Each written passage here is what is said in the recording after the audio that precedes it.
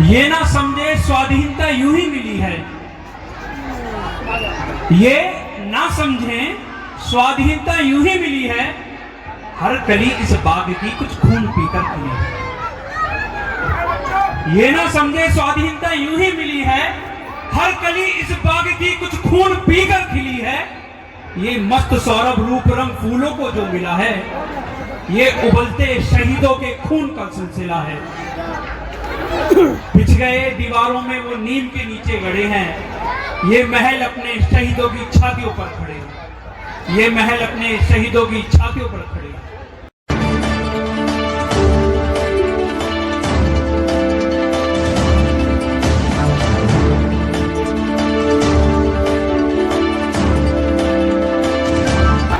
जैसा कि आप जानते हैं, आचार्य शंकर जी के बारे में किस किस ने सुना है यहाँ पे? एक बार आप हाथ उठा के बताएं, आचार्य शंकर जी को कौन कौन जानता है? 8 वर्ष की आयु में आचार्य शंकर जी केरल से ओमकारेश्वर तक आए, 4 मठों की स्थापना की उन्होंने।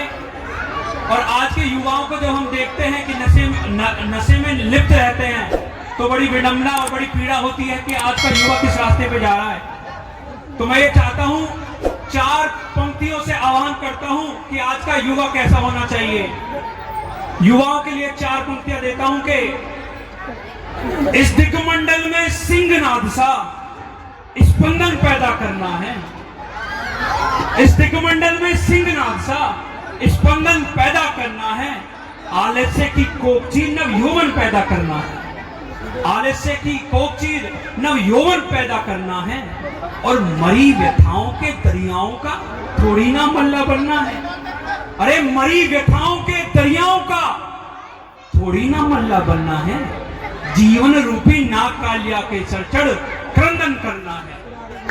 आलस्य की कोकची नव यौवन पैदा करना है, आलस्य की कोकची नव यौवन पैदा करना है। बहुत बहुत आभार आप सभी का, बहुत बहुत आभार। आज दिल्ली एनसीआर हलचल की टीम न्यू अशोकनगर इलाके में संघ शताब्दी वर्ष जो पूरे देश में मनाया जा रहा है, पूरे देश में ये कार्यक्रम विराट हिंदू सम्मेलन बस्ती बस्ती में मनाया जा रहा है।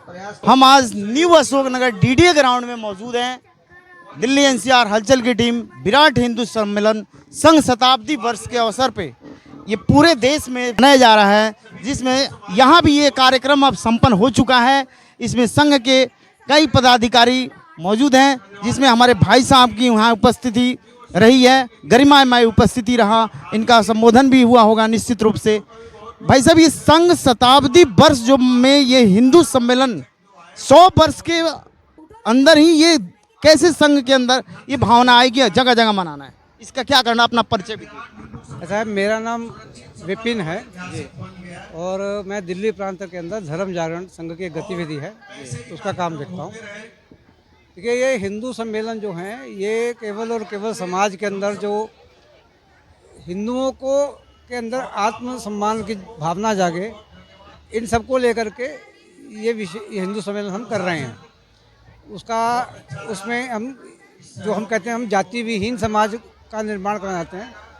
तो और हिंदू के नाते हम लोग खड़े हों, ये विषय लेकर के ये सब चल रहा है। इसमें चाहे वो गुजर समाज है, जाट से है, कोई ब्राह्मण है, इन सबको से हट करके वो हिंदू के नाते खड़ा हो और अपनी बस्ती के अंदर वो अपनी सब प्रकार की समस्याओं का समाधान वो खुद स्वयं कर पाए।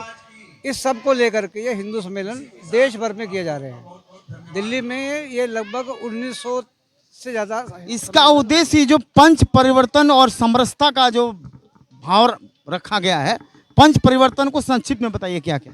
पंच परिवर्तन जो विषय है, ये इसमें जो हम चाहते हैं कि देश किस दिशा में जाए, उसको लेकर के है कि भाई जैसे समाज के अंदर अपना संस्कार चले, कुटुंब प्रबोधन के माध्यम से समाज जो है, हर परिवार अपने समाज को लेकर के, अपने धर्म को लेकर के, अपने बालकों में, बच्चों में, बच्चियों में उसको धर्म के प्रति उसके विश्वास जगे, उसको संस्कार दिए जा सके।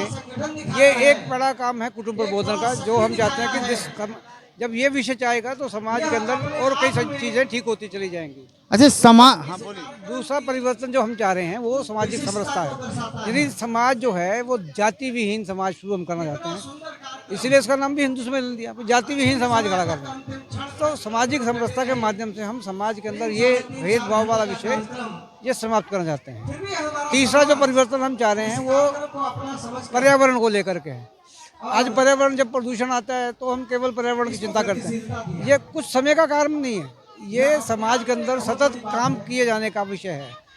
चाहे वो वायु प्रदूषण हो, चाहे वो जल प्रदूषण हो, जहाँ जल की वो ख़त्म हो रही हैं उनको खड़ा किया दोबारा तैयार किया जाए, नदी प्रदूषण रही, तो ऐसा ये सारा काम हम कर रहे हैं। और चौथा जो विषय है वो है स्व का विषय लेकर के, यानी कि मेरे के अंदर अपने देश का स्वदेशी, स्वभाषा, स्वभूषा, इसको लेकर के गौरव प्राप्त आए, ये विषय लेकर के आ रहा है। समाज में ये जो एक दूसरे के प्रति जो विषमता है, घृणा है, जैसे छुआछूत है, ये कैसे दूर होगा?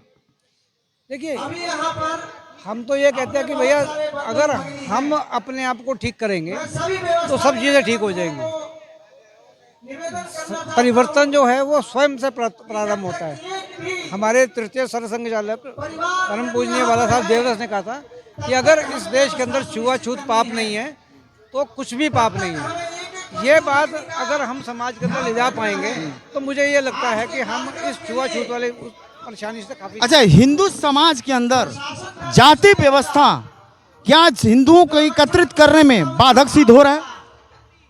देखो, कहीं ना कहीं ये विषय है कि भाई क्योंकि जब हम जाति की बात करते हैं तो फिर हमें हिंदू को पीछे छोड़ देते हैं, तो थोड़ी बहुत इसमें है, लेकिन फिर भी ये समाज का कैसे दूर होगा? ये फिर भी समाज का सच है, इससे हम मना नहीं कर सकते।